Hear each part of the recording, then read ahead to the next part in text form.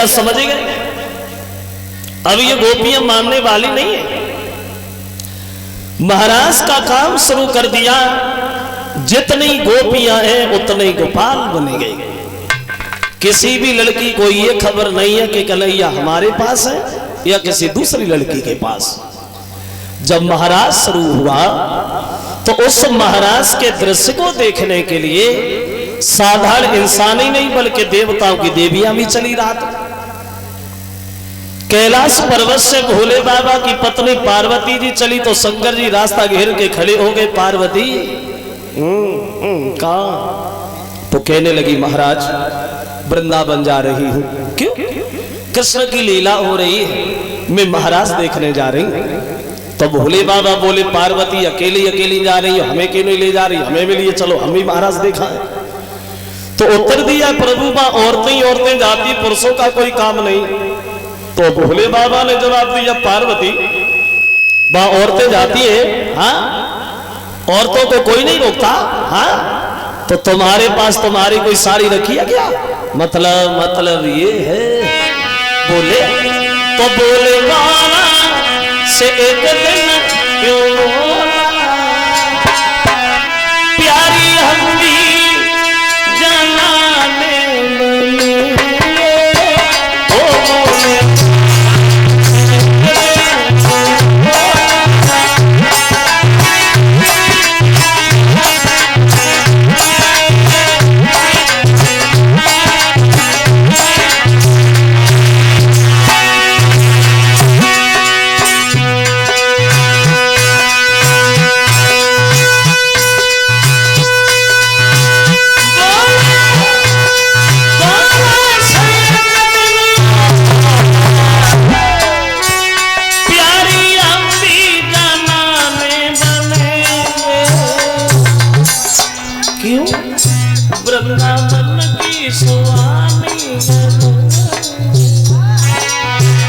वृंदावन की सुहानी गलियां देख मेरा से हम भी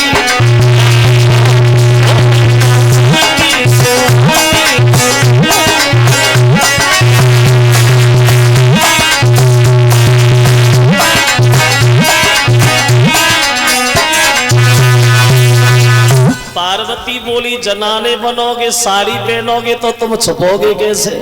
ना तो तुम पे औरतें जैसी चाले आए, ना औरतें जैसी बातें आए। जो 1.5 हाथ की डाली लटक रही इसे कहाँ ले जाओगे शंकर जी? गोपियां देखते देखते पहचान लेंगे, ज्यादा करोगे तो मैं भी नहीं जाऊंगी। शंकर जी बोले तुमसे किसने कहा तुम जाओ? तुम बैठो, हम तो गए। साड़ी उठाए ले आए, जनाने बनने लगे और तुम बाला श्रृंगार कर बैठे कैलाश पर्वत पे। क्या दशा है वहां? तो बनी गए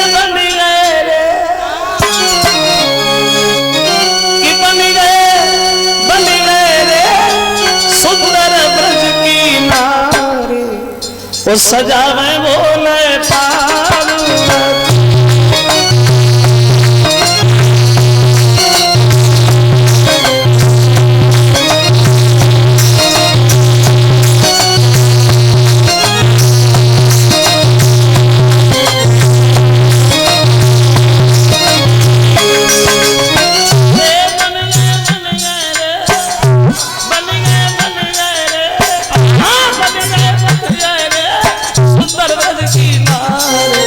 सजावे बोले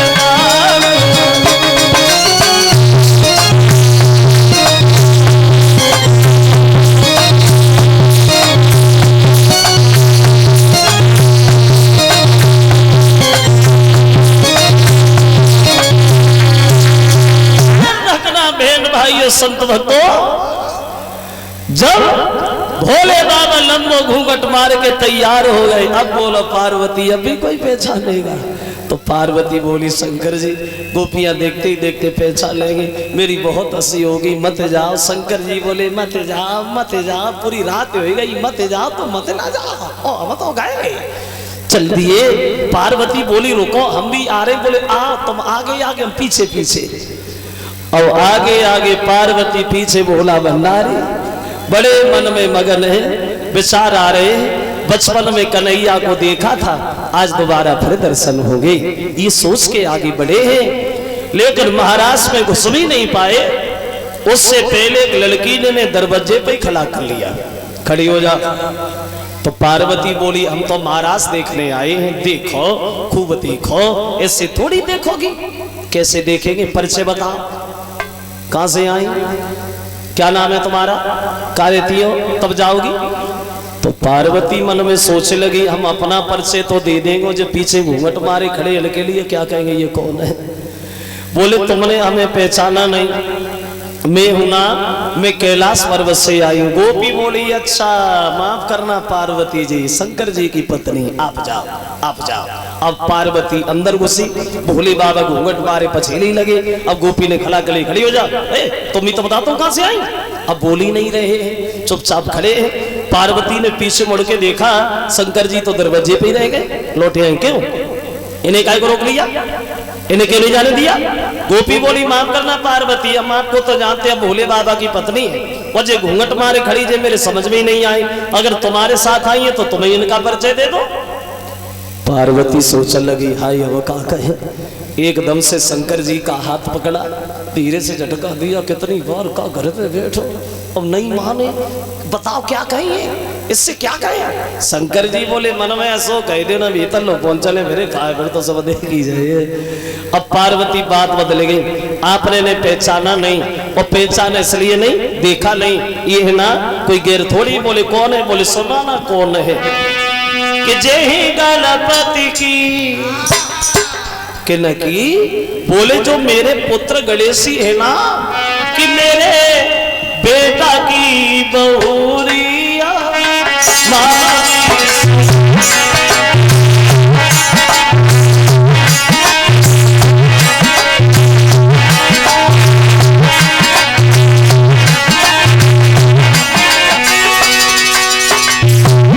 ये हमारे पुत्र गणेशी की पत्नी है। अब जाए, वो तो चली जाए, रुको रुको पार्वती, लगता है प्याव खूब दे के बाहर करू है, बहू अपन से लंबी धुनी। बोले और कम बार की थोड़ी है। तो गोपी बोली कर ले शादी अपन लला की, खबर लो नहीं भिजवाई।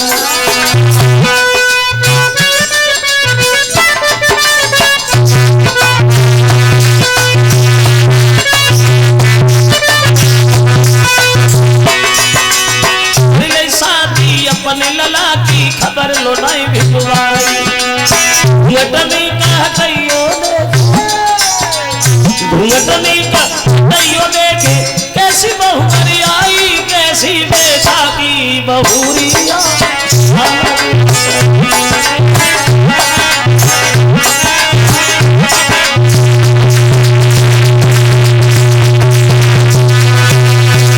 गोपी ने उत्तर दिया पार्वती चलो शादी में नहीं बुलाया, कोई बात नहीं, अब यहाँ आई गई हो, ने घूंघट ऊपर को चढ़ा, हम भी देखे कैसी गणेशी की पत्नी है। पार्वती सोचने लगी है अब का कहे, फिर बात बदल गई, यहाँ आगे इसलिए देखने तो यहाँ नहीं देखने तो भाई यहाँ ना। और शंकर जी का हाथ पकड़ा, जल्दी जल्दी अंदर घुस गई। अब पार्वती तो महाराज देखने लगी, भोले बाबा घूंघट मारे बैठे, महाराज देख नहीं पा रहे, घूंघट नीचे से ऊपर को चढ़ाते से पार्वती झटका देती, नीचे ना करियो मुझे तो बता। बड़े परेशान, देखने गए महाराज लेकिन देख नहीं पा रहे। एक नजर शंकर जी की पड़ गई कन्हैया के ऊपर, जो नाच रहे थे गोपियों के साथ, और जो कन्हैया को नाचत वो देखो घूंघट मार के बैठ गए। सोचने लगे बाहरे करिया, ओरे तो में बड़ा गुण भरे, कैसे नाच रहा हो, ऐसा लगता है गोपियां पागल कर ली इसने। अब बैठे बैठे भोले बाबा मन में सोच रहे कि करिया करिया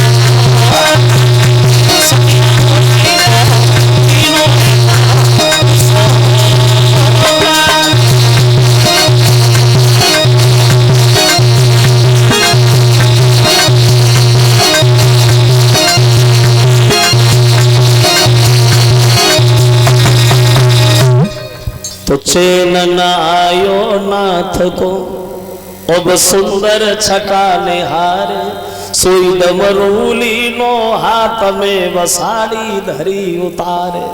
ओ कूद पड़े महारास में दिल पार्वती हैरान, ओ नाचे गोपिन संग में बेगोपेश्वर भगवान। तसल्ली नहीं आई, साड़ी उतारी दूर फेंक दी, डमरू लिया गोपियों के बीच कूद पड़े, नाचना शुरू हो गए। तब पहचान वही कि शंकर जी आए, लेकिन जनाने बन के आए, तब इनका नाम पड़ा है गोपेश्वर। अब क्या हुआ, लड़कियां घमंड कर बैठी, मन में विचार करती अब तो कन्हैया हमारे बंधन में है। हमने कहा महाराज करो तो किया, अब कहेंगे बर्तन साफ करो तो करेंगे, ये कहां जाएंगे। तो उन गोपियों के घमंड को दूर करने के लिए थोड़ी देर के लिए भगवान अंतर्ध्यान हो गए। वहां चारों तरफ अंधकार ही अंधकार छा गया, प्रकाश जो था वो नष्ट हो गया। तो गोपियां क्षमा याचना करती, प्रभु भूल हो गई, अब दोबारा जीवन में ऐसी भूल नहीं करेंगे। अब महाराज का काम संपन्न करते हैं, और महाराज का काम संपन्न करने के बाद चल दिए भोले बाबा। संग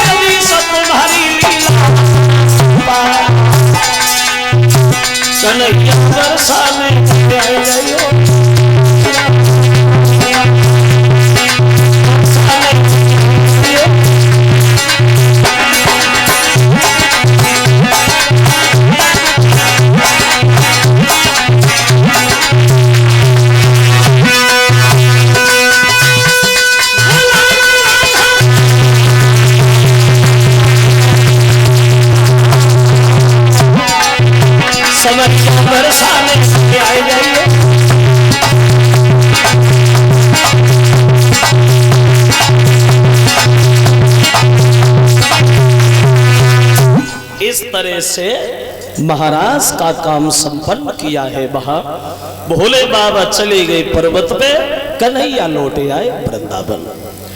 चीर हरण की भी लीला करते हैं श्याम बचपन में, और चीर हरण की लीला करने के बाद गोपियों को ज्ञान देते हैं कि स्त्री को कभी वस्त्रहीन होकर के नहीं नहाना चाहिए।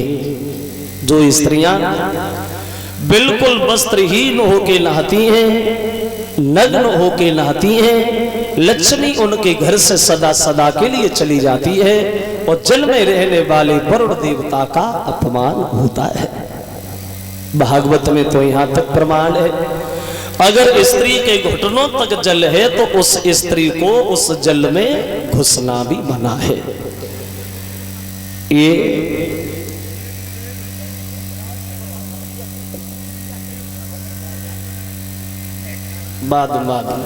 ये 101 रुपया हमें भेंट कर रहे हैं हमारे श्रीमान भोजराज सिंह जी, जो शंकरपुर के रहने वाले हैं, उनकी तरफ से।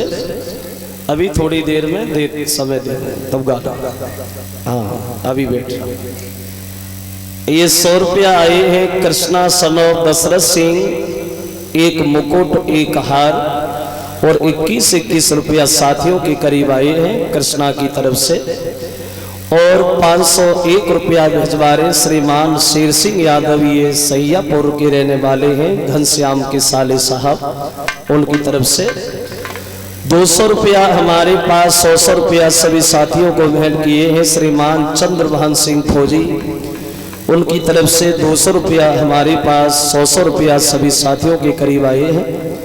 और 100 रुपया भिजवा रहे पीस यादव पुत्र श्री लोकेश यादव, उनकी तरफ से।